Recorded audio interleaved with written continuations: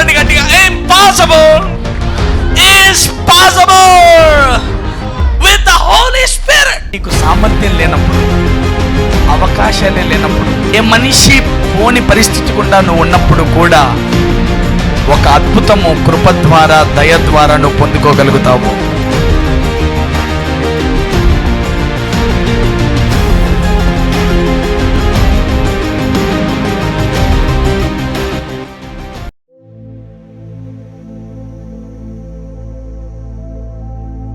శుద్ధాత్ముడు ఇవాళ మనకు అనుగ్రహించిన వర్తమానము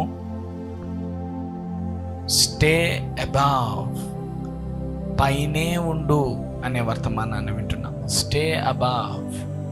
కొద్దిగా ఉపోద్ఘాతాన్ని మాట్లాడతాను, ఆలకించండి. చూడండి, ఎప్పుడు మనము మన స్థానంలోనే ఉండాల. మనం ఎప్పుడు పైవారిగానే ఉండాలనేది దేవుని ప్రణాళిక. పైనే మనం ఉండాలి కానీ కింది వాటికి మనం చూడకూడదని. అందుకే శరీరానుసారులు శరీర విషయముల మీదను, ఆత్మానుసారులు ఆత్మ విషయముల మీదను మనసు పెడతారని ఉంటారు. పైనున్న వాటినే వెతకండి కానీ భూ సంబంధమైన వాటిని వెతకద్దు అంటాడు. Very simple. లిసన్, ఇవాళ వర్తమానము సో పవర్ఫుల్. Listen this. పైనున్న వాటినే వెతకండి అంటాడు. పైనే నీ చూపంతా నువ్వెవరో నువ్వు అక్కడే ఉండాలా, నువ్వు కిందికి రాకూడదు. దేవుడు he call you to stay above. నిన్ను పైన ఉండడానికి ఆయన పిలిచాడు కానీ నిన్ను కింద ఉండడానికి ఆయన పిలవలేదు. అన్ని విషయాల్లో నువ్వు పై స్థానంలో ఉండాలనేది దేవుని ప్రణాళిక, దేవుని ఉద్దేశం. కానీ మనం ఏం చేస్తామంటే అప్పుడప్పుడు మనం ఎవరమో మర్చిపోతాము, దేవుడు మనకి ఏమిచ్చినాడో మర్చిపోతాము. ఎక్కువ మనిషికి ఉండే ప్రధాన సమస్య వాడు ఉండిన స్థానంలో ఉండకుండా మాటి మాటికి స్థానాలు మార్చుకోవడమే. అది ఎక్కడ మారుతామంటే మనసులో మారుతుంది.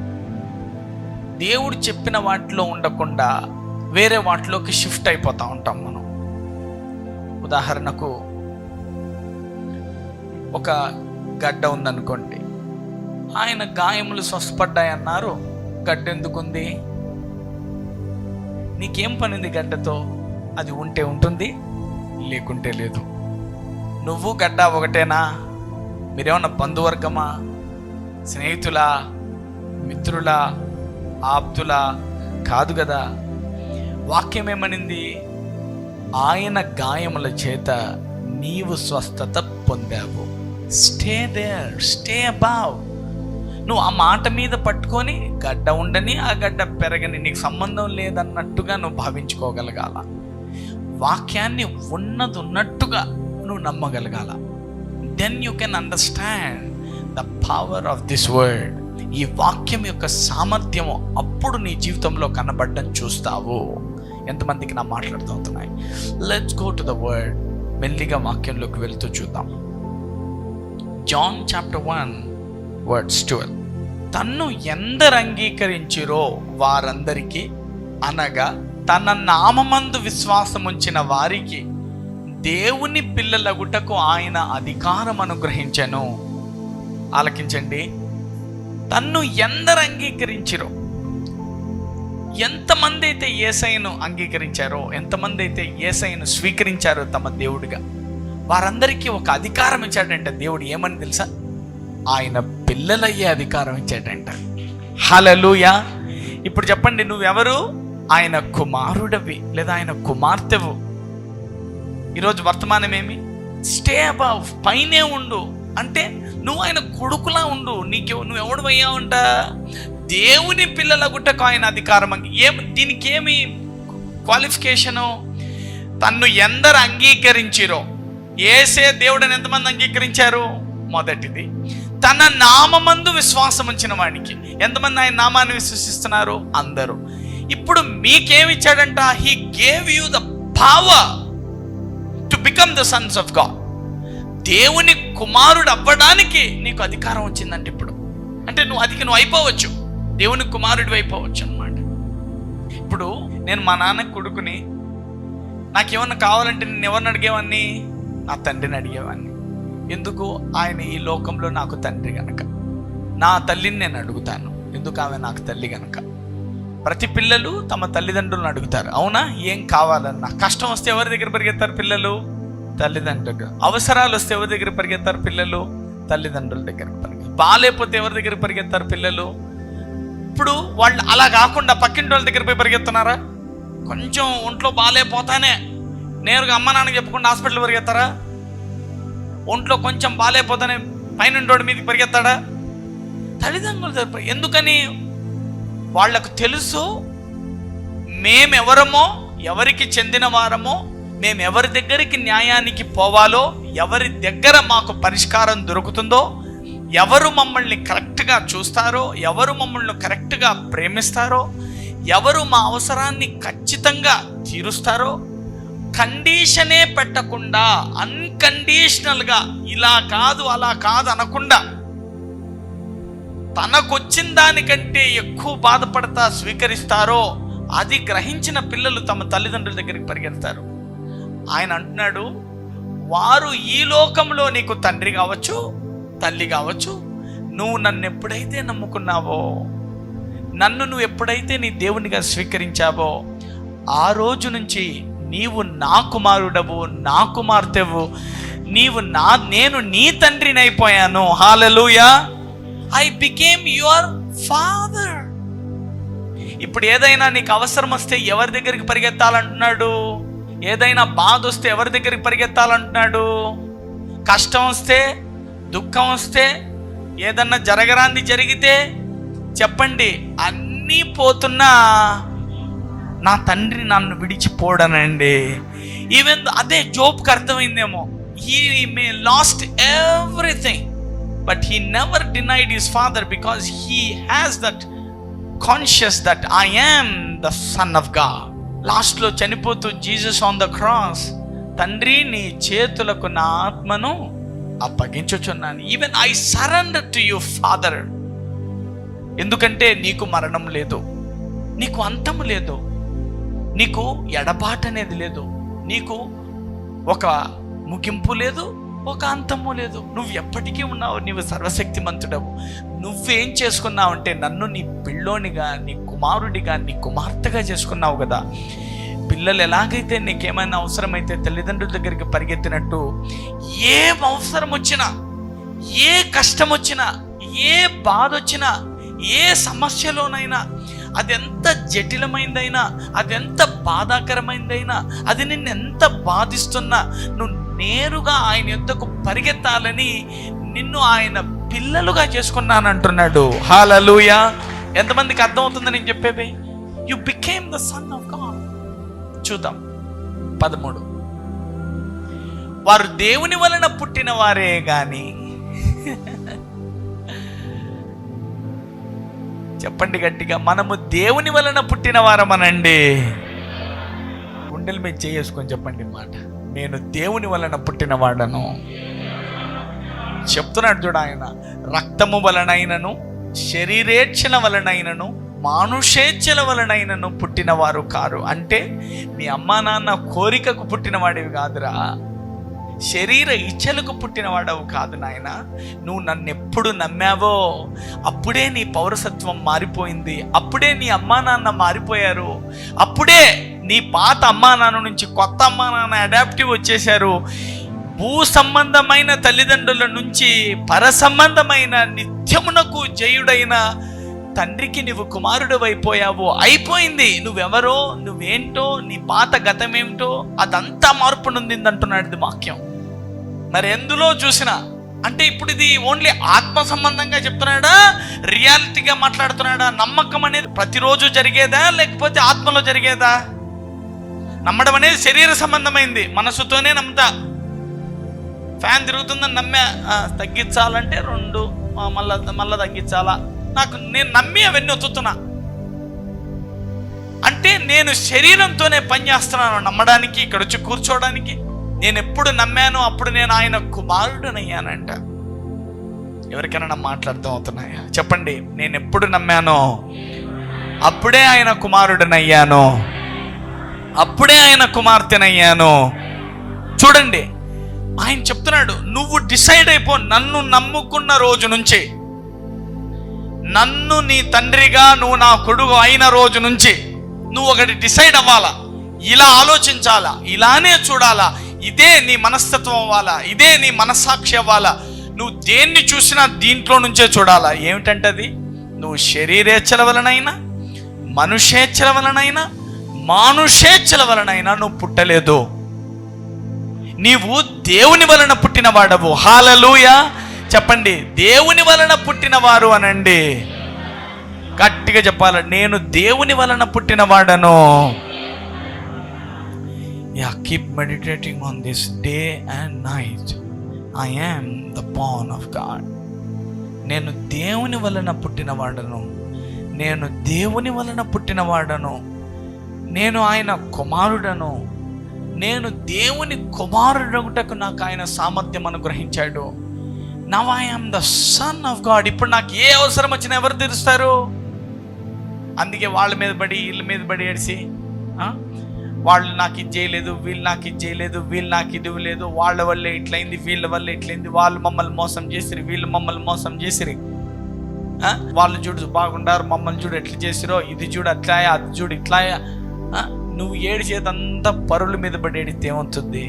వాక్యం ఏముంటుంది? అందుకే the first murder in the history is in the family. మొదటి హత్య ఎక్కడ జరిగింది? ఇంట్లోనే జరిగింది. నువ్వేమో వాళ్ళు వీళ్ళు ఎవరో ఊర్లో వాళ్ళ గురించి ఏడుతున్నావు. నిజానికి భూమి మీద భూలోక సంబంధంగా బతకడం అనేది ఎంత ప్రమాదం అంటే, సొంతకు నీ చెల్లి, నీ అన్న, నీ తమ్ముడు, నీ అక్క, మీ నాన్న, మీ అమ్మే నీకు శత్రువులు అవ్వగల. The first murder happened within the family. ఎవరికైనా అర్థమైందని నేను చెప్పిన మాట? అందరు చెప్పండి. మొదటి హత్య సొంతింట్లోనే జరిగిందనండి. సొంతం అన్నదమ్ముతున్నాడు, సొంతం అన్నదమ్ముల మధ్య. నువ్వు వాళ్ళ మీద పడి వీళ్ళ మీద పడి ఏడ్చే అవసరం లే. ఎప్పుడైతే నువ్వు దేవుని కుమారుడవని నువ్వు అర్థం కాదో, అప్పుడు నువ్వు ఇంకా నేను వీళ్ళ వల్ల నాకు వీళ్ళు సహాయము, వాళ్ళు సహాయము, వీళ్ళ వల్ల వాళ్ళ వల్ల అంటున్నావా? ఇంకా నువ్వు ఇక్కడే బతుకుతున్నావని. Stay above, stay above. పైనే ఉండు. నువ్వు స్థాయి దించుకొని కిందికి వచ్చి మా బావమరిది, బావ, మామ, అల్లుడు, కోడలు, మేనకోడలు, మేనత్త, ఏమి లేవు ఇవన్నీ. సొంతం ఒక తల్లికి పుట్టిన అన్నదమ్ములే రాళ్ళు పుచ్చుకొని చంపుకుంటున్నారంట. ఒక తల్లికి పుట్టిన అన్నదమ్ములే. ఏమిరా నీది దేవుడు అంగీకరిస్తాడు, నా అర్పణ అంగీకరించడా? నువ్వు ఎక్కువ నేను తక్కువనారా? ఒక తల్లి పిల్లలమే కదరా, పీకినాడు, సో ఇచ్చి ఊరుకున్నాడు. Never trust anything. అందుకే నేను ఎప్పుడు చెప్తాను, love every one but leave the trust to God. ఎప్పుడు చెప్తాను, అందరినీ ప్రేమించు, కానీ నమ్మకం మాత్రం దేవునికి వదిలిపెట్టు. ఆయనకు ఒకరినే నమ్ము, ఎవరిని నమ్మమాక. Just trust him. అందుకే చెప్తున్నాడు, ఆయన ఏమన్నాడు? నా కుమారుడిని అవ్వడానికి నేను నీకు అధికారం అనుగ్రహించాను. పిల్లలు ఎలా వస్తారో నీకేం అవసరమైనా రా నా దగ్గరికి. I will give you everything. Hallelujah. Come on, let's go. John chapter 15:1. నేను నిజమైన ద్రాక్షావల్లిని, నా తండ్రి వ్యవసాయకుడు. నీలో ఫలింపని ప్రతి తీగను ఆయన తీసి పారవేయును, ఫలించు ప్రతి తీగ మరి ఎక్కువగా ఫలించవలెనని దానిలోని పనికిరాని తీగలను తీసివేయను. గుర్తించండి, ఆయన ద్రాక్షావల్లి అంటే చెట్టు. ఆయన దానికున్న కొమ్మలే నువ్వు, తీగలు నువ్వు. ఇప్పుడు పెద్ద కాండం వచ్చి దానికి తీగలు పుడతాయి. అలాగా ఆ కాండము, ఆ పెద్ద వేరు నుంచి వచ్చిన కాండము దేవుడైతే, తీగలు మనమంట. చెప్తున్నాడు, ఏమంటాడంటే నీలో ఫలింపని ప్రతి తీగ.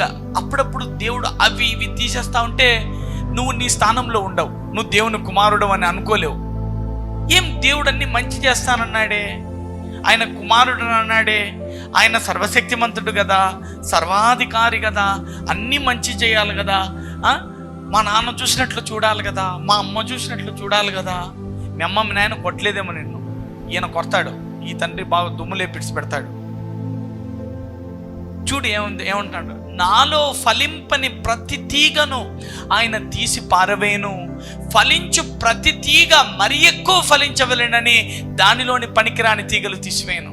నువ్వు ఫలించలేదా, ఆ ఫలించినట్టు కట్ చేస్తాడంట. ఒకవేళ ఫలిస్తున్నావా, ఇంకా బాగా ఫలించాలని కూడా కట్ చేస్తాడంట. అందరండి కటింగ్ అయితే తప్పదనండి చెప్పండి. ఫలించలేదా, కట్ చేస్తాడు. ఫలిస్తున్నావా, ఇంకా బాగా ఫలించాలని కట్ చేస్తాడు.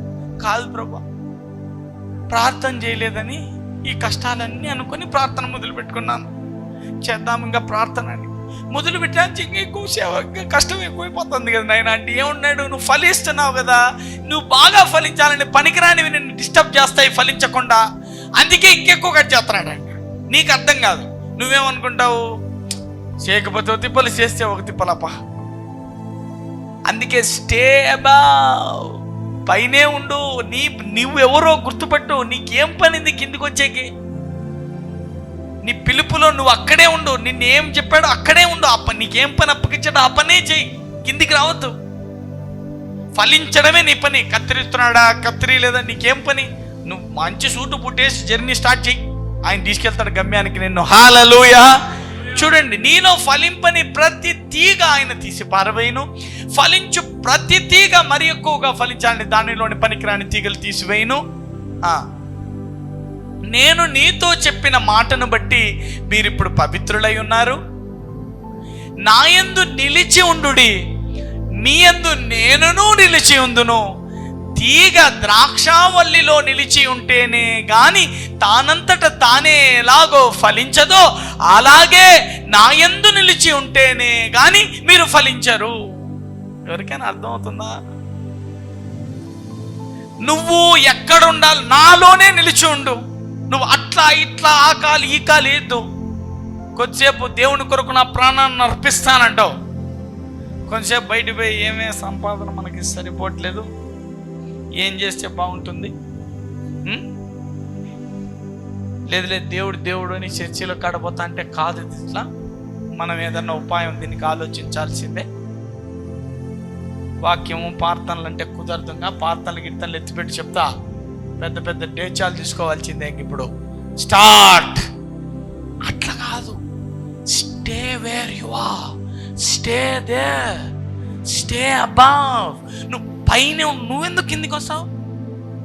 చూడేమంటున్నాడు, నా యందే నిలిచి ఉండు. నేను కత్తిరిస్తా ఉంటా, నువ్వు స్థానం మార్చాక. నా యందే నిలిచి ఉండు, నీ యందు నేను నిలిచి ఉంటాను. తీగ ద్రాక్షావల్లిలో నిలిచి ఉంటేనే, అంటే ఆ కాండానికి ఆ కొమ్మ కరుచుకొని ఉంటేనే కదా నువ్వు బతికేది. నిలిచి ఉంటేనే కానీ నువ్వు పక్కకు పోతివనుకో, నీ స్థానం విడిచిపెట్టి నన్ను కాదని నువ్వు పక్కకు జరిగితే నువ్వు ఎట్లా ఫలిస్తావు? ఒక తీగ చెట్టుకు అతుక్కొని ఉంటేనే కదా దానికి జీవం వచ్చి బతికి ఫలించేది. నాను ఏంది పైన మాటి కత్తిరిస్తానాడని నువ్వు పక్కకు వచ్చేసి అనుకో, పూర్తిగా ఎండిపోతావు. ఎవరికైనా అర్థం అవుతుందా? అందరు చెప్పండి, నిలిచి ఉండు అను. నీకెందుకు తొందర? ఆయన చెప్పాడా మాట, నెరవేర్చి తీరుతాడు. అందరండి, ఆయన నెరవేర్చాడా? కాలమే లేనివాడు ఏ కాలంలో ఏ కాలాన్నైనా తెచ్చి పెట్టగలడు. ఇంకా నేను మాట్లాడలేను ఇంకా. హల్లెలూయా. అమ్మా, నా సమయం ఇంకా నువ్వు రాలేదు, నన్ను అద్భుతం చేయమంటావు, నువ్వు ఊరుకుండవే తల్లి. నేను మినిస్ట్రీ స్టార్ట్ చేసినాక ఈ అద్భుతాలన్నీ చేయమని చెప్పినాడు తండ్రి అంటే ఎవరా? నాకు తెలుసులేరబ్బా. నువ్వు ఎప్పుడు అంటే అప్పుడే ఆ టైం వస్తుంది కానీ ఇంటికి. హల్లెలూయా. అంటే మినిస్ట్రీ టైం ఎప్పుడో రావాలా? సడన్గా ఈడ పెళ్లిలో ద్రాక్షారసం అయిపోతే ఆ మినిస్ట్రీ టైం ఆ రోజు కొంచెంసేపటికి ఆ రోజు వచ్చిందా లేదా? ద్రాక్షారసము నీరు ద్రాక్షారసముగా మారి అందరూ చివరిలో జబ్బరసం పోస్తే నువ్వేంటయ్యా ఇంత మంచిది పోస్తున్నావు అని ఆశ్చర్యపోతున్నారంట. హల్లెలూయా. చెప్పండి, ఒకరు 10 సంవత్సరాల్లో పరిగెత్తింది నువ్వంతా 1 గంటలో పోతావు అక్కడికి సిమ్మని. హల్లెలూయా. No time. అందుకే never put limitations to your faith. నీ విశ్వాసానికి నువ్వు హద్దులు సరిహద్దులు పెట్టుకోవద్దు. నాతో చెప్పాడు, కాదయ్యా ఈ 300 అవ్వడానికి 4 ఏళ్ళు పట్టింది, ఇలాగైతే నేను సచ్చేలోపు కూడా 4,000 మందిని చేసుకోలేనయ్యా, నేను ఎన్ని ఆత్మను సంపాదిస్తాను, నాతో ఏమైంది? ఆయన చెప్పాడు, అరే 300కి 4 ఏళ్ళు పట్టింది, 4,000కి 3 రోజులు కూడా పట్టదురా అని. Hallelujah. Then I got faith. ఒక్కరోజే 5,000 మంది కలుసుకున్నారంట.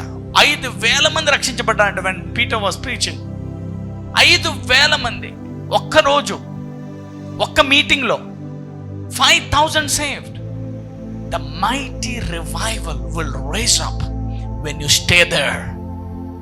చూడు, ద్రాక్షావల్లిలో నిలిచి ఉంటేనే గాని తానే ఎలాగో ఫలింపదో, అలాగే నా యందు నిలిచి ఉంటేనే గాని మీరు ఫలింపరు. హల్లెలూయా. చెప్పండి, నిలిచి ఉండాలనండి. నువ్వెవరో, నీవేమై ఉన్నావో, నిన్ను దేవుడు ఏమని పిలిచాడో, నువ్వు ఏమని యేసయ్యను నమ్మావో అందులోనే నిలిచి ఉండు, మారవద్దు, అందులోనే నిలిచి ఉండు. హల్లెలూయా. Stay there. అందరండి, నేను నిలిచి ఉన్నాను కానీ ఎందుకన్నా ప్రార్థనలకు ఇంత ఆలస్యము? నా దేవుడు ఎందుకని నెరవేర్చడు? ఎందుకని చేయడు? ఈ ఒక్కటి చేస్తే అయిపోతుంది కదా, ఇది ఒక్కటి నెరవేరితే అయిపోతుంది కదా. నో. చూద్దాం ఒకసారి డానియల్ చాప్టర్ 10 verse 13. పారసీక రాజ్యాధిపతి 21 దినములు నన్ను ఎదిరించెను, ఇంకా పారసీకుల రాజుల సముఖమున నేను నిలుచుచుండగా ప్రధానాధిపతులలో మిఖాయేలను ఒకడు నాకు సహాయము చేయవచ్చెను. ఆలకించండి. దానియేలుకేమో 21 రోజులు పట్టింది. మనోడు కిందికి వచ్చాడా? ప్రార్థిస్తున్నాడు, ఎందుకు రాలేదు, ఇంకెప్పుడైద్ది, అది ఎప్పుడు జరుగుద్ది, ఇది ఎప్పుడు జరుగుద్ది, ఇట్లయితే ఎట్లా, ఇది ఏం ప్రార్థనలప్పా మీవి అంటున్నాడా? ఆయనకు తెలుసు ఆయన ఎవరో. ప్రార్థిస్తా ఉన్నాడు. It's a demonic entrances. ఆత్మ సంబంధంగా ఒక యుద్ధం జరుగుతున్నది, మనకు అర్థం కావట్లేదు.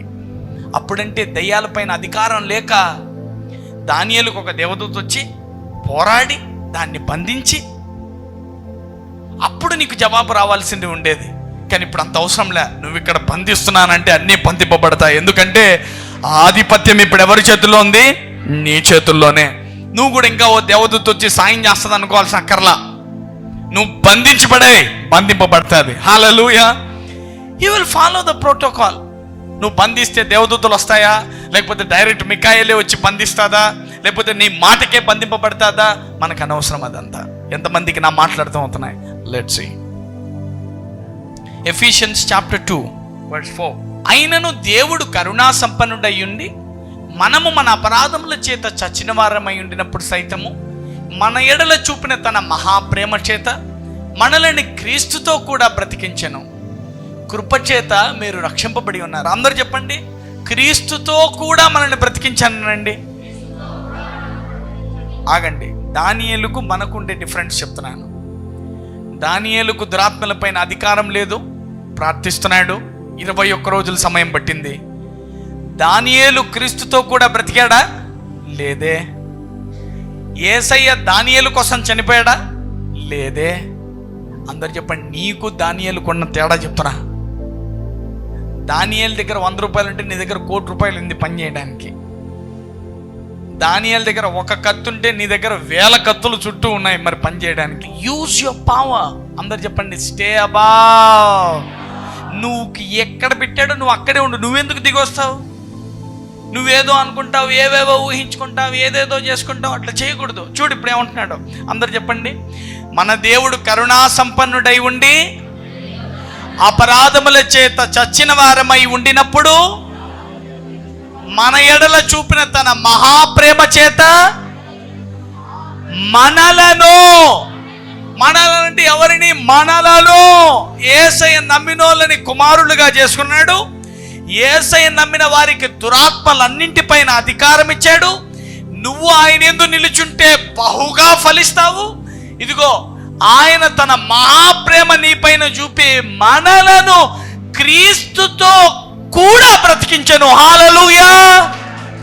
చెప్పండి, యేసయ్య చనిపోయినప్పుడు నేను చనిపోయాను, యేసయ్య పాతి పెట్టబడినప్పుడు నేను పాతి పెట్టబడ్డాను, ఆయన తిరిగి లేచినప్పుడు క్రీస్తుతో కూడా తిరిగి బ్రతికానండి. హల్లెలూయా. I am rose again. I was rose again. చూద్దాం ఏమైందో. 5వ వచనం, కృపచేత మీరు రక్షింపబడి ఉన్నారు. 6, క్రీస్తు యేసునందు ఆయన మనకు చేసిన ఉపకారము ద్వారా అత్యధికమైన తన కృపా మహదైశ్వర్యమును రాబోవు యుగాలలో కనబరుచు నిమిత్తము క్రీస్తు యేసునందు మనల్ని ఆయనతో కూడా లేపి పరలోకమందు ఆయనతో కూడా కూర్చుండబెట్టి. హల్లెలూయా. ఇదిగో ఈ ముందు వచనం ఎవరు పట్టించుకోరు. 6, అందరు చెప్పండి, గట్టి పలకండి. క్రీస్తు యేసునందు ఆయన చేసిన ఉపకారము ద్వారా. ఏం ఉపకారం చెప్పండి? మన కొరకు చనిపోయినది, మన కొరకు తిరిగి లేచింది, మనల్ని ఆయనతో పాటు లేపుకున్నది, ఇది ఉపకారం. అలా ఆయన ఉపకారము ద్వారా అత్యధికమైన తన కృపా మహదైశ్వర్యమును రాబోవు యుగాలలో కనబరుచు నిమిత్తము నీలో నుండి నీ ద్వారా తన కృప ఎంత గొప్పదో రాబోయే యుగాలలో, ఈ యుగం కాదంట, ఇప్పుడు నువ్వుండే ఈ కృపాయుగమే కాదంట, ఇంకా ఎన్నో యుగాలు వస్తాయంట.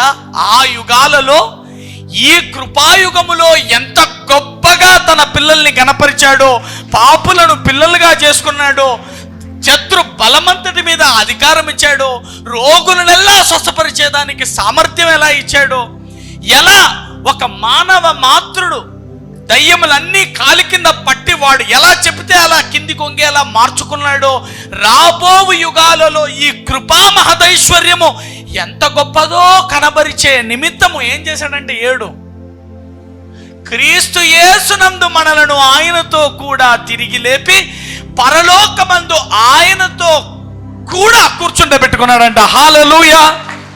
ఇప్పుడు చెప్పండి, స్టే అబౌవ్. నువ్వేమో ఆయనతో కూడా కూర్చొని ఇంట్లో సోఫాలో కూర్చొని లేకుంటే కుర్చీలో కూర్చొని ఏం ప్రార్థనలో ఏమో చే దవల్లన్నీ నస్తాయి. ఎప్పుడు నెరవేరుతాదో, ఇది ఎప్పుడు మారుతుందో, అది ఎప్పుడైతుందో, ఏ ప్రార్థనలోనైనా దినా ప్రార్థనలే. అందరనండి అలా విసుక్కోకూడదనండి. Stay above. నువ్వు ఎక్కడో అక్కడే ఉండు. నువ్వు పక్కింటోని పోతే నీకు కోపం రాదు, నీకు బాధ వస్తే ఎక్కడికి పోతావు? పక్కింటోని పోతావా? పైనింట్లోళ్ళకి ఇంటికి మీ పిల్లలు ఎక్కడికి వస్తారు? నీకు ఏమనిపించినా నువ్వు ఇంకా ఆయనకు సమీపం అవ్వాలి, ఆయనకు దగ్గరికి రావాలా, ఆయన యొద్దకు పరిగెత్తుకొని రావాలా. ఎందుకంట నిన్ను ఆయనతో పాటు కూర్చుండబెట్టుకున్నాడంట. హల్లెలూయా. ఎంతమందికి నా మాట్లాడదాం అవుతున్నాయి? Come on, let's see. Philippians chapter 3 verse 20. మన పౌరస్థితి పరలోకమందున్నది, అక్కడ నుండి ప్రభువైన యేసుక్రీస్తు అను రక్షకుని నిమిత్తము కనిపెట్టుకొని ఉన్నాం. అందరూ చెప్పండి, మన పౌరస్థితి పరలోకమందున్నదనండి. అందరు అంటారా? Stay above. గట్టిగా స్టే అబౌవ్. నీ సిటిజన్షిప్ ఎక్కడుందంట? ఇండియాలోనా? నువ్వు పుట్టింది ఎవరికి? అబ్రహాంకా. నీ పౌరస్థితి ఎక్కడుందంట? పరలోకంలో. Meditate on it. ఓకే, సమస్య వచ్చింది, ఓకే, ఇవన్నీ మనల్ని చుట్టుకున్నాయి, ఓకే, అన్నీ ఎదురే వస్తూ ఉంటాయి. ఇప్పుడు మార్చాలా స్థానం? కిందికి వచ్చేద్దామా? తగ్గిపోదామా? నొప్పి ఎక్కువైతుంది, వాడు మాటిండ్లే వీడు మాటిండ్లే, అన్నీ కష్టాలే. మొగుడేమో ఇంత తాగుతాడు, పిల్లోళ్ళు మాటిండలేదు, వాళ్ళు తాగుడు బొత్తులు. ఎట్లబ్బా? ఎంట్రీన్ బాటిల్ తీసుకుంటే మంచిది. నువ్వెందుకు కిందికి వస్తావు? పైనే ఉండు. అందరండి, నువ్వెందుకు కిందికి వస్తావనండి? అనారోగ్యం, క్యాన్సర్ అన్నారు, ఎయిడ్స్ అన్నారు, పోతామన్నారు, డేట్ చెప్పినారు, పీరియడ్స్ రావడంలే, ఎక్కువైతున్నాయి, ఏమిటో కళ్ళు తిరుగుతున్నాయి, పడిపోతానేమో, చచ్చిపోతానేమో, పిల్లలు అనాథలు అయిపోతారేమో, ఏం బతుకుబ్బా ఇది, ఉంటానా పోతానా? అందరండి, నీకెందుకు దాంతోనండి? అందరండి, పైనే ఉండు, కిందికి దిగి రావద్దనండి. అట్లా పైనే ఉండు. నువ్వెందుకు దిగి వస్తావు కిందికి? నువ్వు ఆయన కుమారుడవా కాదా? ఏం కష్టాలు వస్తానే, ఏం కొంచెం అనారోగ్యం వస్తానే, వెంటనే లాస్ట్కు మీ నాయనే డౌట్ పడతాయి. హాస్పిటల్ పిలిచిపోతాడో లేదని, నాకు కడుపు నొత్తుంది, ఆకలి అవుతుంది, అమ్మ అన్నం పెడతాదో పెట్టదో? ఎవడన్నా అన్నం పెడతాదో లేదో అమ్మ అని ముందే దాచిపెట్టుకుంటాడా? నువ్వెవరో మర్చిపోతావు, నీకేముందో మర్చిపోతావు, నీకేమైందో మర్చిపోతావు, మళ్ళీ నీ పాత స్థితికి వచ్చేస్తావు. తిథి ఇట్లా కాదు, డబ్బులు సంపాదించుకోవాలి కాదు, ఇవన్నీ ఏం పని అవుతాయి, ఈ ప్రార్థనలు గిర్తనలు అయ్యేటట్ల లేవుపా. ఎందుకు స్థానం మారుస్తావు మాటి మాటికి? ఎంతమంది ఆయన కుమారులు అయ్యారు? ఎంతమంది ఆయనకు అంటుకట్టుకొని ఉన్నాడు? ఆయన ద్రాక్షావళి అయితే తీగలుగా మీరెంతమంది ఉన్నారు? మీరంతా తీగలేనా? ఓకే. ఎంతమంది క్రీస్తుతో పాటు లేపబడ్డారు? ఎంతమందికి శత్రు బలమంతటి మీద అధికారం వచ్చింది? రోగులనెల్లా స్వస్థపరిచేదానికి సామర్థ్యం ఇచ్చాడు. ఆయనతో పాటు ఎంతమంది కూర్చొని ఉన్నారు ఇప్పుడు పైన? నువ్వు పుట్టిందేమో మీ అమ్మ మీ నాయనకి, కానీ యేసు ప్రభు ఏమన్నాడు? నువ్వు నాకు పుట్టినవరా? నేనన్నాను ఆ మాట. మీరు దైవము వలన, దేవుని వలన మీరు జన్మించారన్నాడు. పెట్టండి ఆ మాట, పెట్టు. జాన్ 1:12. తను ఎందరు అంగీకరించిరో వారందరికి, అనగా తన నామమందు విశ్వాసం ఉంచిన వారికి దేవుని చెప్పండి గట్టిగా, దేవుని పిల్లలగుటకు ఆయన వారికి అధికారం అనుగ్రహించెను. 13 చెప్పండి, వారు దేవుని వలన పుట్టిన వారే గాని రక్తము వలననైనను, శరీర ఏచ్ఛల వలనైనను, మానుషేచ్ఛల వలనైనను పుట్టిన వారు కారు. నిజానికి నీ పౌరస్థితి అంటే నీ సిటిజన్షిప్ మారిపోయింది, నువ్వు కూర్చునే కుర్చీ మారిపోయింది, నీ ఊరు, నీ పేరు, నీ డిసిగ్నేషన్, నువ్వు పుట్టింది కూడా మీ అమ్మ మీ నాయన కాదట. మొత్తం మార్చి పడేస్తే ఇంకా మా అమ్మ మా నాయనకు ఈ శాపం అంతా మనకు వచ్చాను ఎట్లుందన్నా? ఏంది వస్తా రాండి అని చెప్పు, మొత్తం సమస్త దురాత్మలారా నరకమంతా రా అని చెప్పు, పిలుచుకో ఇంట్లోకి, ప్రార్థన చేయి, చెప్పు. అందుకే బైబిల్లో ఉంది, నరక ద్వారములు సంఘం ఎదుట నిలువనేరవు. అంటే నరకం అంతా వచ్చి నీతో సిట్టింగ్ చేసినా నీతో గెలిచలేం లేదు సార్, నేను పోతాంటా, కానీ ఎందుకు వచ్చిన బాధ అంటాయంట. ఎందుకంటే నువ్వే కదా దానికి దైవము, నువ్వేమంటే అది అవ్వాల్సిందే. నువ్వు ఆడుండవు, అదేం చేస్తుంది తెలుసా? ఈడంతలా గడ్డ వస్తుంది, అది ఇట్లా ఉప్పుతా ఉంటుంది, నువ్వేమంటావు? లేదే నువ్వే దైవం, కానీ నా మాటినే నేను తగ్గుతాది, నువ్వు పెరుగు. లేదు ఇదొక్కటి పోని నేను చచ్చిపోతా, నా పిల్లలు ఎట్లా, నేను చచ్చిపోతా, పోతాడు గ్యారెంటీ. ఎందుకంటే ఉదాహరణకి నీ బలము, నీ సామర్థ్యము నువ్వు మర్చిపోతే, నేను ఎప్పుడు చెప్తా ఉంటాను ఒక ఎగ్జాంపుల్. కొత్తగా పెళ్ళయిందంట జంటకి, ప్రయాణమై బండి మీద సాయంత్రం అడిగిందంటే, ఏమే వారమై పెళ్ళయి నన్ను షికారుకే పిలుచుకోపోలేదు, నువ్వు ఎక్కడికన్నా పిలుచుకోపో అంటే, మనకు తోట ఉంది లేవే పదాంపా అని సాపా దిండు అన్నీ సర్దుకొని తినేటివన్నీ దారి పొడవునా కొనుక్కుంటా బిర్యానీ ప్యాకెట్లు ఒక 2-3 కొనుక్కొని వినారంట. అటుకి పోతా వీళ్ళు చేసిన పొరపాటు ఏంటంటే మొత్తం కొనుక్కొని వినారంట, అన్ని చిప్స్ ప్యాకెట్లు, నానాకవన్నీ. ఆడిపోయి ఎక్కడ మధ్యాహ్నం పోయినారు, ఇంకా ఈ ఎండపోతప్పుడు బాగా తిని జల్సా చేసి ఆడే 2 సేపు ఉండి సాయంత్రం చీకటి పడుతుందనంగా బయలుదేరినారంట. ఈడు కొత్తగా పెళ్ళింది కదా, ఈ మోజుకు మొత్తం ఉన్న లెక్కంతా అయిపోయి చేసుకున్నాడంట. తీరా వస్తా అంటే పెట్రోల్ అయిపోయిందంట. ఇంకా 5 కిలోమీటర్లు అంటే ఇంటికి. ముందే తోట అంటే షట్టల్లో ఉంటుంది. పోయినాడు అంత బయట మెయిన్ రోడ్లోకి వచ్చానే అయిపోయిందంట. ఇంకా 5 కిలోమీటర్లు పోవాలని అడుగుతుందంట అమ్మంటే, ఏం లేదు పెట్రోల్ అయిపోయింది, మెయిన్ రోడ్డుకి వచ్చినాం, లేదు దేవుని దయ వల్ల దేవుడే మన పక్షాన ఉన్నాడు, మనం ఎవడో ఇరుక్కుంటే అల్లాడిపోతామంటే, నేను నిజమేను దేవుడే పిలిచికొచ్చినాడు కదా అని పెట్రోల్ బంక్ ఆడిపోయి తీసేమి ₹1 లేదంట దాంట్లో. ఎవడన్నా ఈ కాలంలో పోతారా? పోయారు. ఏమే డబ్బులన్నీ అయిపోయి చేసినాను, నువ్వు అవి కావాలి ఇవి కావాలంటివి, నేనేం చేసేది మొత్తం కొని పెడితే అంతా అయిపోయిందంట. ₹50 లేదా అన్నంట. లేదు, ఏ 50 లేదు 10 లేదు. ఇప్పుడు ఏం చేయాలి? ఏం లేదు, దొబ్బు. నేను దొబ్బేది మా నాయన ఎట్లా సాకినాడు అనుకోండి, నన్ను ఇట్లా వానకి ఏనాడు తరసనిలే, నన్ను ఏడో ఉంటే గొడుగు పట్టుకున్నాడు. ఆయన తరుచుకుంటా నా బిడ్డ ఎక్కడ తరిచిపోతుందో అని చూసినాడు మా నాయన. ఇంక వద్దులో తల్లి, మీ నాయన చేసినటువంటి నేను చేయలేను, సరే బండి ఎక్కున్నాడంట. ఆయమ్మ బండి మీద కూర్చొని జమ్మంగా వాళ్ళ దరుస్తుంటే ఇడు దుబ్బి 5 కిలోమీటర్లు ఇంటికి పోయినాడంట. తీరా ఇంటికి చేరుకున్నాక ఆయమ్మ ఎంత పనికి మాలోని కాకపోతే 50 రూపాయలు కూడా జోబులో పెట్టుకోవా అని పర్సు చూస్తుందంట. చూస్తే దాంతో 2000 రూపాయల నోటు, అప్పట్లో 1000 రూపాయల నోటు మడత పెట్టి లోపల ఉందంట సన్న పర్సులో. ఇంత 4 ఏమేది దీంతో 1000 రూపాయల నోటు ఉంది కదే అంటే, పెళ్లి కాకముందు పెట్టింటినే మర్చిపోయినాను. నాకు ఎప్పుడు ఈ మాట నిరంతరం నా మధ్యలో ఎప్పుడు జ్ఞాపకం వస్తూ ఉంటుంది. ఇప్పుడు చెప్పు, నేను ఎవరు నాకు తెలియక, నేను అందులో నిలిచి ఉండక, అందులో పని చేయక కదా నా సమస్య, నేను పైనుండక కదా సమస్య, నేను దిగొచ్చినందుకు కదా సమస్య, నా దేవుడు నాకేమిచ్చాడో తెలియనందుకు కదా సమస్య. ఇప్పుడు చెప్పండి, ఆయనకు డబ్బులు లేక నడుచుకుంటూ వచ్చిరా ఆలుమొగుడు, డబ్బులు ఉండి కూడా నడుచుకుంటూ వచ్చిరా. ఇప్పుడు ఏమన్నా యేసయ్య మనల్ని తక్కువ చేసేనా? ఏమన్నా ఇవ్వలేదా? అధికారం లేదా? బలం లేదా? సామర్థ్యం ఇవ్వలేదా? ఆయన మన కొరకు చనిపోలేదా? ఇంకా మన మీద పాపం ఉందా? అందరండి ఏముందనండి చెప్పండి గట్టి. పాపమా, శాపమా, రోగమా, మరణమా, మన తప్పులా, ఆయన కోపమా, దెయ్యాలా, నరకమా, దురాత్మలా, ఇతరుల శాపాలా, పాత శాపాలా, తరముల శాపాలా? ఏమిటిది అడ్డు? నువ్వే చెప్పు, ఏదన్నా అడ్డం ఉందేమో. ఏ అడ్డు లేదు, మనమే పెద్ద అడ్డు.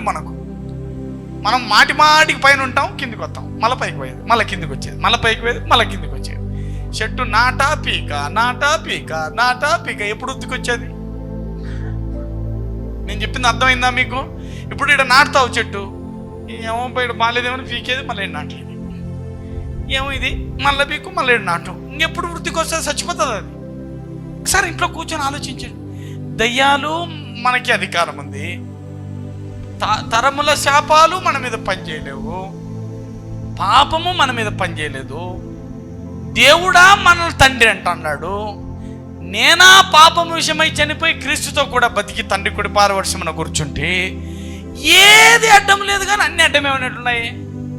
ఏది జరగలేదే. ఎంతమందికి అర్థం అవుతున్నది? అందరు చెప్పండి. నీ స్థానాన్ని మారుస్తున్నావే, అదే పెద్ద అడ్డం అనంటే. చెప్పండి గట్టిగా. స్టే అబా, పైనే ఉండు, కిందికి రావద్దు, పైనే ఉండు. హల్లెలూయా. ఎంతమందికి వాక్యం అర్థం అవుతున్నది? ఇప్పుడు నేను చెప్పింది ఎఫీషియన్స్ చాప్టర్ 1:20.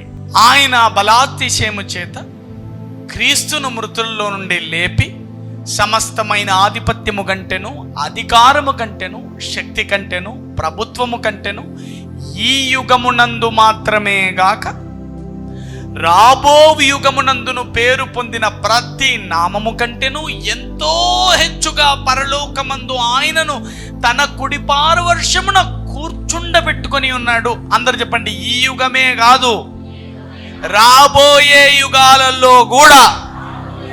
ఇది ఏమి యుగం అంటున్నాడు? కృపాయుగం అంటున్నారు కదా. కృపాయుగం ఇది. రేపు వచ్చే యుగం ఉగ్రత యుగం అనుకోండి మాటకి. మళ్ళా ఉగ్రత యుగం తర్వాత, ఆ తర్వాత ప్రచండ యుగం అనుకుందాం. ఆ ప్రచండ యుగం తర్వాత మహోగ్ర యుగం అనుకుందాం. ఆ మహోగ్ర యుగం తర్వాత పూర్తి దురాత్మల యుగం అనుకుందాం. యుగం ఏదైనా అని అందరండి. యుగం ఏదైనా అని, ఎవరిదన్నా పై చేయి ఉండని, ఆ యుగములో ఎవడైనా గెలిచేవాడుగా ఉండని, అన్ని యుగాలలో ఒక్క నామమే పైనామము, అది యేసు నామం అనండి. హల్లెలూయా. అంటే యుగమేదైనా, తరమేదైనా, ఎవడు దయ్యాలు, దురాత్మలు, మూకలు, ఇంకెంత పెద్ద లూసిఫర్లు పుట్టుకొచ్చినా అక్కడ కూడా యేసు నామం ఒక్కటే పైనామం అంట. హల్లెలూయా.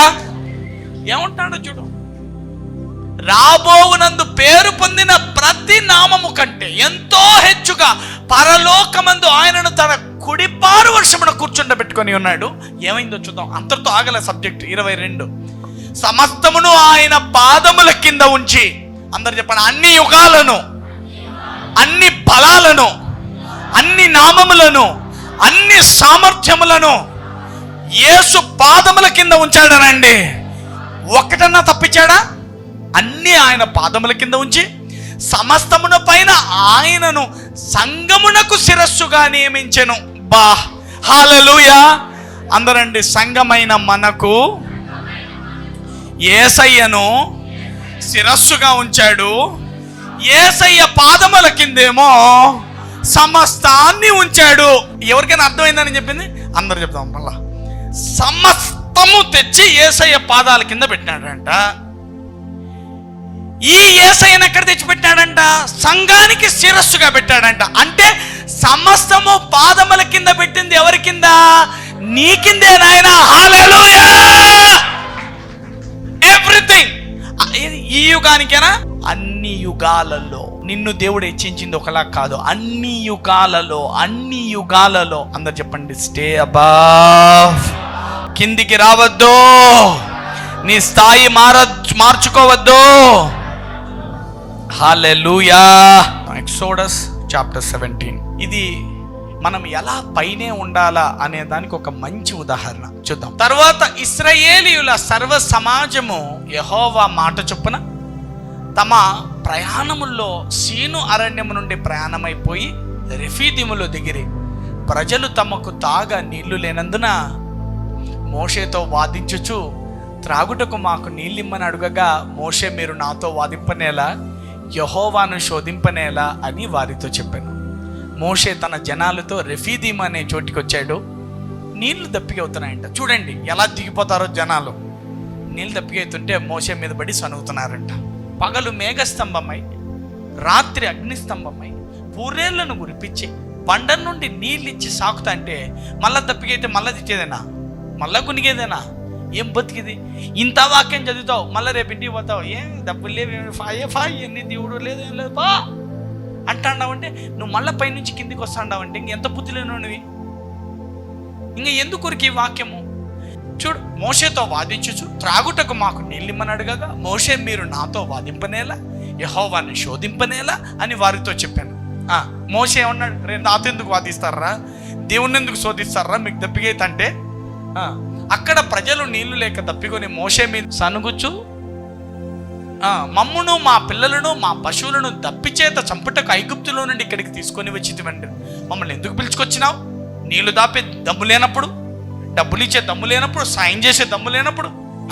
దేవుడేమో వాక్యములు అన్నీ చెప్పే, అదే ఇదనే అదేనే ఇదేనే. ఇప్పుడు డబ్బులు అవసరం, మళ్ళీ ఇస్తాడా?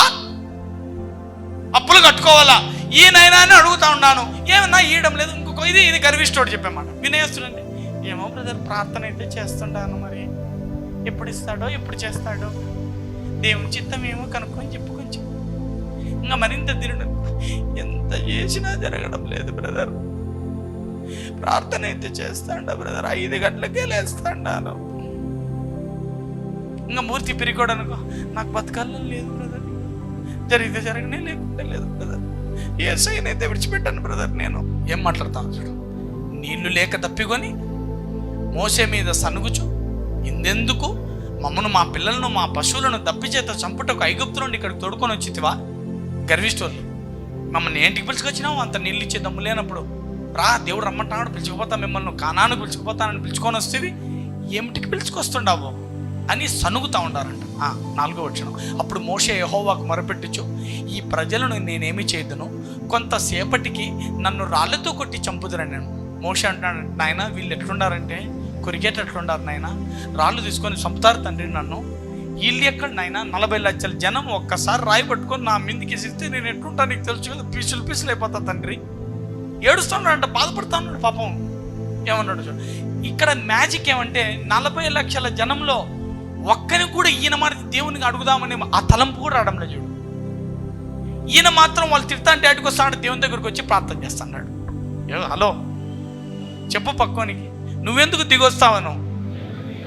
దిగి ఉంటే ఏమంటారు తెలుసా? సనుక్కుంటా అంటావు. దిగడం అంటే సనుక్కోవడం, పైన ఉండడం అంటే ప్రార్థన చేయడం. అర్థం కాలే? కష్టాలు 40 లక్షల మంది సనుగుతాంటే ఎంతమంది నేను తట్టుకునేది నేను? ఒక పక్క మామ పోరు, ఒక పక్క అంతా పోరు, తోడుకోల్లి వాని మొగుడు, మరిది, ఇంతమంది పోరు ఎట్లా తట్టుకునేదన్నా అంటారు మీరు. 40 లక్షలు సనుగుతున్నారంట, రాళ్లతో కొట్టి చంపేకి రెడీగా ఉన్నారంట. అప్పుడు మోషే యెహోవాకు మొరపెట్టి, ఈ మాటలను నేనేమి చేతును, కొంతసేపటి నన్ను రాళ్ళతో కొట్టి చంపుతారే నాయనా అంటున్నాడు. 5వ వచనం.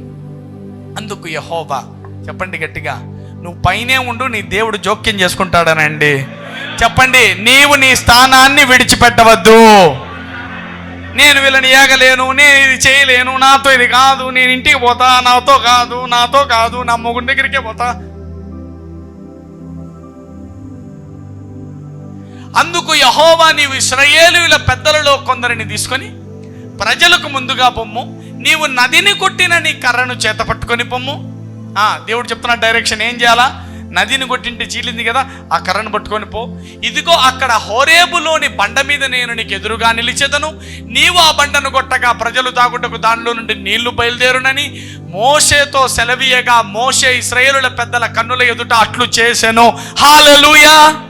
నీళ్లు లేవంటే బర్ర తీసుకో, బండను కొట్టు, నీళ్ళు వస్తాయి, ఆ నీళ్లు తాగమని చెప్పి అన్నాడు. అందరండి, నువ్వు నీ స్థానంలోనే నిలిచి ఉంటే, నీవు దిగి రాకపోతే బండలు కూడా నీ కొరకు నీళ్ళు ఇస్తాయనండి. హల్లెలూయా. నువ్వు దిగొస్తేనే కష్టం, ఆ జబ్బు ఎంతదన్నావనండి. నువ్వు నీ స్థానంలో నిలిచి ఉండు, పరిస్థితి ఎంత ప్రతికూలమైనా అందులో నుంచి అద్భుతం వచ్చి తీరాలా. హల్లెలూయా. కమ్ ఆన్, లెట్స్ సీ 7వ వచనం. అప్పుడు ఇశ్రాయేలు చేసిన వాదమును బట్టి యెహోవా మన మధ్యలో ఉన్నాడో లేడో అని వారు యెహోవాను శోధించుటను బట్టి అతడు ఆ చోటికి మిస్సా అనియు మెరీబా అనియు పేర్లు పెట్టాను. 8వ వచనం. తర్వాత అమాలేకీయులు వచ్చి రెఫీదీములో ఇశ్రాయేలుతో యుద్ధం చేయగా, ఎక్కడైతే అద్భుతం జరిగిందో అక్కడ చోటికే మళ్ళీ ఒక యుద్ధం వచ్చిందంట. అమాలేకీయులు వచ్చి యుద్ధానికి వస్తున్నారంట వీరి మీదికి. ఎంతమంది ఆలకిస్తున్నారన్న మాట చూడండి. ఇది మంచి ఎగ్జాంపుల్. 9వ వచనం. మోషే యెహోషువతో, మన కొరకు మనుషులను ఏర్పరిచి వారిని తీసుకొని బయలువెళ్ళి అమాలేకీయులతో యుద్ధం చేయము, రేపు నేను దేవుని కర్రను చేత పట్టుకొని ఆ కొండ శిఖరం మీద నిలిచేదన. నేను ఎంతమందికి నా మాట్లాడుతున్నాయి. యెహోషువతో చెప్తున్నాడంట, పద యుద్ధం చేద్దాం, నేను పొద్దున్నే నా కర్రను తీసుకొని నేను కొండ మీదకి వెళ్ళిపోతాను, నువ్వు యుద్ధం చేయి, ఏం పర్వాలేదని మోషే చెప్తున్నాడంట ఆ శత్రువుల మూకతో. అందరండి, యుద్ధం చేయాలనండి. ఎందుకంటే ప్రార్థన ఎందుకు కంటిన్యూగా చేయాలా? ఎందుకు రోజు ప్రార్థన చేయాలా? రోజు వచ్చి ఎందుకు చేయాలా? మనమేమో కుమారులమైనాము, శత్రు బలమంతటి మీద అధికారం ఉంది, అన్ని నామముల కన్నా పైనామమైన యేసయ్యకు పాదములుగా శరీరం అయ్యాము, ఆయనే మనకు శిరస్సుగా ఉన్నాడు. ఇప్పుడు మనం ఏం చెప్తే జరగాలి కదా, అన్నీ మనవే కదా, అంతా మందే కదా, ఏదడ్డం లేదంటివి కదా. అందరండి, అందుకే నీకు పోరాటం ఉంటుందనండి. వాడేమంటాడు? వాడు కూర్చోండి, మీరు ఆలకించాల. ఇప్పుడు నాకు అన్నీ నా అధికారంలోనే ఉన్నాయా లేవా? ఏదైనా నా అధికారం కింద లేకుండా ఉన్నాయా? అన్నీ నా అధికారంలోనే ఉన్నాయి. ఇప్పుడు ఈ చర్చ్ ఎవరిది అంటే ఉదాహరణకు చెప్తున్నాను, మనదేలేండి. ఈ చర్చ్ ఎవరిది? నాది. ఈ మ్యాట్ ఎవరిది? నాది. వైర్లు ఎవరివి? నావి. కరెంట్ ఎవరిది? నాది. ఫ్యాన్లు ఎవరివి? నావి. నావైనా ఇది నాదే అయినా నా కళ్ళు గప్పి ఒకడు చొరబడి వాడు అగ్గిపుల్లకి ఇస్తే అంటుకోదా? అంటుకుంటుందా? నాదాన్ని వాడెట్లా అంటుతాడు? నాదే కదా, అంతా నాదే కదా అంటే నువ్వు వాడిని ప్రవేశింపకుండా చూసుకోవాలా. ఇల్లంతా కరెంటు పెట్టిపోవాలా, వచ్చి లోపలికి అడుగు పెడతాను చచ్చిపోవాలి ఆడే. నువ్వు ఇంటికాడ చేసుకొని పండుకొని నాది నాది నాది అంటే ఊరుకుంటుంది. అపవాది ఏం చేస్తున్నాడంటే, నువ్వు నాది నాది అని ఊరికి సంబరపడుకుంటా ఉండమని కాదు, నీ అధికారాన్ని వాడమని నీకు అధికారం ఇచ్చాడు. హల్లెలూయా. అందుకే ప్రార్థన చేస్తున్నావు. నీవు పోరాడని శరీరులతో కాదు, అంధకార సంబంధులకు లోకనాథులతో అంటాడు, దురాత్మ సమూహములతో లోకనాథులతో నీవు పోరాడుతున్నావు అంటాడు. అందుకే కదా, అంటే యూ హ్యావ్ టు ఫైట్. అందరండి, బలం ఉండేది ఎందుకు? బరువు ఎత్తడానికి. సామర్థ్యం ఇచ్చింది ఎందుకు? వాటిని పోరాడడానికి, వాడిని తెచ్చి కాళ్ళ కింద పెట్టుకోమని. ఎవరికైనా నా మాటలు అర్థం అవుతున్నాయా? వాడు ఏం చేస్తాడు? సిగ్గులేనుడు మాటి మాటికి పోరాటానికి వస్తాడు, మాటి మాటికి ఓ యుద్ధం తీసుకొస్తాడు. నీకు నీ మనసు మారుస్తాడు, ఒక గడ్డ తెస్తాడు, ఒక జబ్బు తెస్తాడు, ఒక కష్టం తెస్తాడు, మాటి మాటికి నీ మనసు మార్చాలని చూస్తాడు. దేవుడేడి ఉంటే నీకెందుకు జరిగింది? ఏది ఇంకా రాలేదే స్వస్థత, ఇంకెప్పుడు ఇంకెప్పుడు ఇంకెప్పుడు? వాక్యాలు ఇన్ని చెప్పినారే, నీకు రలగలేదే, నీకు కాలేదే, నీకు చేయలేదే, నువ్వేం చేస్తావు? వాడి మాటలు నేను కిందికి దిగొస్తావు. ఆయన నీకేమో అధికారం ఇచ్చేమన్నాడు. వాడు అలా నిన్ను కిందికి రమ్మన్నప్పుడల్లా నీ వేసి తొక్కివని కింద పెట్టినవాడిని అని ఆయన అంటున్నాడు. చూడండి, కర్రను చేత పట్టుకొని వచ్చేదనని చెప్పాడు. 10వ వచనం. యెహోషువ మోషే తనతో చెప్పినట్లు చేసి అమాలేకీయులతో యుద్ధమాడెను. మోషే, అహరోను, హూరు అనువారు ఆ కొండ శిఖరమునకెక్కిరి. 11 మోషే తన చెయ్యి పైకెత్తినప్పుడు ఇశ్రాయేలీయులు గెలిచిరి. మోషే తన చెయ్యి దించినప్పుడు అమాలేకీయులు గెలిచిరి. అందరు చెప్పండి గట్టిగా, మోషే పైకెత్తినప్పుడు చేతులు అమాలేకీయులు ఓడిపోయిరి, ఇశ్రాయేలీయులు గెలిచిరి. చేతులు దించినప్పుడు అమాలేకీయులు గెలిచి ఇశ్రాయేలీయులు ఓడిపోయిరి. చెప్పండి, చేతులు పైనే పెట్టాను. స్టే అంటే నీ ప్రార్థన, నీ విశ్వాసము, నీ బలము, నీ సామర్థ్యము, వాక్యము ఎప్పుడు దాంట్లోనే నిలబడుకొని ఉండాలి. తెలుసు మోషేకి ఈ కర్ర ఎంత బలమైందని. ఈ కర్రతో కొడితే సముద్రం చీలిందే, ఈ కర్రతో కొడితే బండ నుండి నీళ్ళు వచ్చాయే. ఇదే కర్రను వాడి శత్రువులలో గెలుపునందుదామని పైకెత్తి ఆ కర్రని ఇలా చూపేవాడంట. పైకెత్తి ఇలా కర్ర పైకెత్తినంతసేపు జయం వస్తా ఉందంట. కర్ర దించగానే అపజయం వస్తా. అందరు చెప్పండి, నీ ప్రార్థన పైకెత్తు అనండి. నువ్వెవరో ఆ వాక్యాన్ని పట్టుకొని ఉండు అని చెప్పండి. పైనే ఉండు, కిందికి రావద్దని చెప్పు.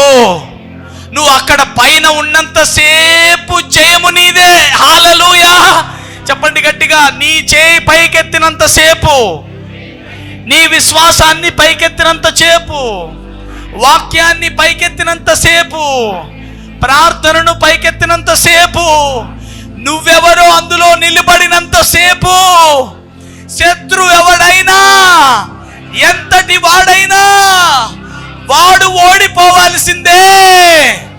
నీవు ఎవరో గుర్తించి అక్కడే నిలిచావా, నీకు విజయము తథ్యము. హల్లెలూయా. ఎంతమందికి నా మాట్లాడుతూ ఉంటున్నాయి. మోషే చెయ్యి పైకెత్తాడట కర్రను పట్టుకునేలాగా, అంతే గెలిచిపోతున్నాడు. చెయ్యి పైకెత్తినప్పుడు ఇశ్రాయేలు గెలిచిరి. మోషే తన చెయ్యి దించినప్పుడు అమాలేకీయులు గెలిచిరి. ఓకే, 12వ వచనం. మోషే చేతులు బరువెక్కగా వాళ్ళు ఏం చేశారు? చేతులు బరువుతున్నా అంగ బరువు అయితే ఎంచేపు రక్త ప్రసరణ పైకి అందదున్నా, బ్లడ్ సర్క్యులేషన్ ఆగిపోయి చేతులు దోమెక్కి ఈ చేతులు పనికి రాకుండా పాసిపోతాయి. తెలుసా నీకు అట్లా? అని వీడి పైన చెప్పాలి. ఏం చేసినారంటే చూడు, బరువు ఎక్కింటే ఒక రాయి తీసుకొని వచ్చి అతడు దాని మీద కూర్చున్నట్టుకై దాన్ని వేసిరి. ఓ రాయి వేసి నువ్వు కూర్చోన్న చెప్తా నీకెందుకని ఏర్పాటు చేసినారంట. అహరోను హూరులు ఒకడు ఈ పక్కను ఒకడు ఆ పక్కను అతని చేతులను అనుకునగా, అంటే ఇది రాయి వేసుకొని ఇట్లా కూర్చున్నాడంట. ఈ చేతులు ఇట్లా, ఈ చేయి కింద కూడా ఈ చేయి కింద కూడా కూర్చున్నాడంట. ఇట్లా పెట్టుకొని ఈ చెయ్యి పైకెత్తున్నంత సేపు ఇశ్రాయేలు గెలుస్తానే ఉన్నారంట. దించినారా ఓడిపోతున్నారంట. చూడండి అన్నమాట. ఈ ప్రక్కన ఒకడు ఆ ప్రక్కనుడు అతని చేతులు ఆదుకొనగా అతని చేతులు సూర్యుడు అస్తమించు వరకు నిలకడగా ఉండను. అంటే పొద్దున మొదలైన యుద్ధం రాత్రి సూర్యుడు అస్తమించే వరకు యుద్ధం జరుగుతానే ఉంది. చెయ్యి ఇట్లే పెట్టాడు. చెప్తారా అందరూ? పైనే ఉండొచ్చు కదా, ఎందుకు మాటి మాటికి కిందికి వస్తావు? కిందికి దిగితే ఓడిపోతావు. దించొద్దు. నువ్వు దిగావా దించావా ఓడిపోతావు, అంతే. ఖచ్చితంగా ఓడిపోతావు. నీ బలం అంతా ఎక్కడుంది? పైనే. అందరు చెప్పండి, గద్ద బలం ఎక్కడ? పైన. పాము బలం ఎక్కడ? నేల మీద. గుర్తించావా? నేల మీదే పాములు గీములు కడతాయి, పైన ఏం కరుసావు? నువ్వు పైనే ఉండు, నువ్వెందుకు కిందికి వస్తావు? హల్లెలూయా, హల్లెలూయా. అందుకే నేల మీద పాము బొక్క కరుస్తుందంట. గద్దలో ఏం చేస్తుందంటే ఫస్ట్ మోటికి కరుచుకొని జుమ్మని పైకి పోతుందంట. పైకి పోయి ఇంకా పైన పట్టుకుంటే దానికి ఊపిరాడదంట. పైన పాముకి ఆ పైన ఊపిరాడికే చచ్చిపోతుందంట గాల్లోనే అది. అందుకే ఆ పైన షికారు కొమ్మలు ఆ పైన ఆకాశాల్లోకి ఎత్తకపోయి ఆడ పట్టుకొని కూర్చుంటుందంట. అది రెక్కలాడతా పాము పైన చచ్చిపోతుంది, కొండ మీద తీసుకెళ్ళి తింటుందంట. అదే కింద ఉందనుకో బుస్సు బుస్సు బుస్సు అంటుంది అది. అందుకే దీన్ని కింద పెట్టకూడదు, ఎత్తకపోలే పైకి. ఇంకా రానాలా అందరు చెప్పండి, నేను పోయిన పైకి నువ్వు వస్తావా అనండి.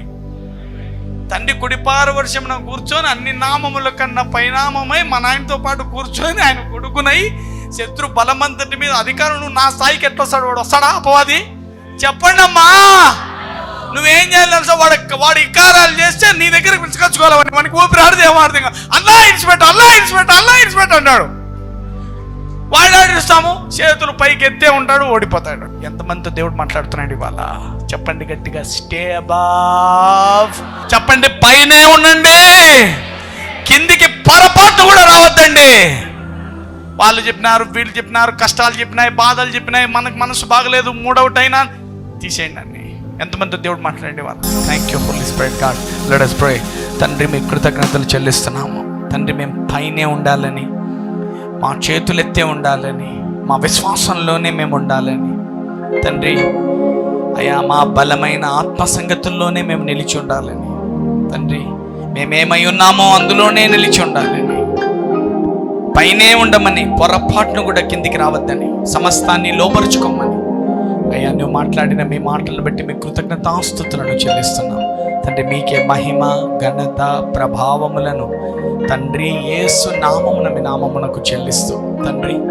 ఇదిగో నాయన, ఇవాళ ఎవరెవరైతే వర్తమానాన్ని విన్నారో వారందరిలో ఈ వాక్యము ఫలించి వారి అనుభవంలోనికి వచ్చినట్లు చేయమని యేసు నామమున వేడుకొని పొంది ఉన్నాము తండ్రి. ఆమేన్.